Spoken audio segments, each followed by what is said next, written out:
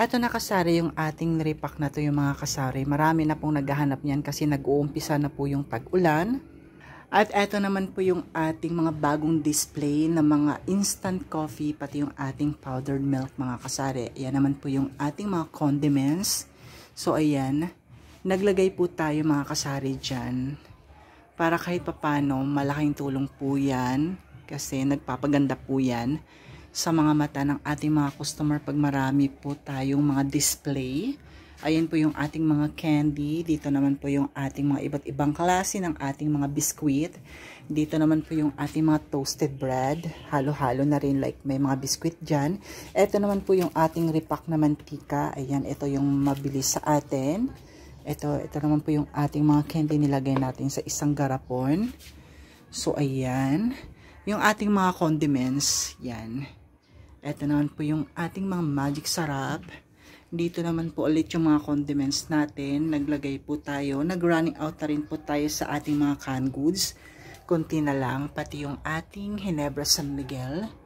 Yan naman po yung ating 60 ml na dato puti, soy sauce and vinegar. Ayan naman po yung ating mga iba't ibang klase ng ating mga powder na sabon. Yan. Mga kape.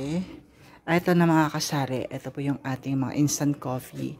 Ilagay po natin yan sa kanyang lagayan, mga organizer, para pag may bumili, kuha-kuha na lang tayo mga kasari. Mas napabilis po yung ating pagtitinda mga kasari. Ayun naman po yung ating mga instant noodles and pancit canton. Dito naman po yung ating, ayan, mga napkin, diaper. Yung ating mga Scotch Brite.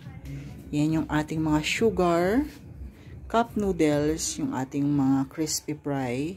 Ay, ito naman po yung ating mga instant coffee. Yan. Lagayan po natin ng mga laundry product. Running out na po tayo sa ating mga sabon. Pero may bago po tayong napamili kasari pati sa ating mga Zone Rocks. Ayan na lang po. Ito naman po yung ating bagong bili. Hindi pa natin na-display. Pero i-display po natin yan. Itong dalawang carton, mga laundry product yung mga kasari. Pinapaubos ka lang po yung mga old stock para mapalitan po natin ng bagong pinamili. Yun nga po mga kasari. Lagi kong sinasabi sa inyo, lagi ko pong pinapairal yung FIFO. First in, first out. Ito naman po yung bigas natin. Yun yung isang sako na benta na. Ito naman po yung ating inumin na MP. Litro tsaka 750 ml mga kasari.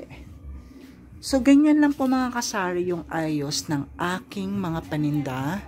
Ayan, maliit lang po yung tindahan natin mga kasari. Pero malaking tulong po yan sa mga katulad kong wala pong pangkabuhayan mga kasari.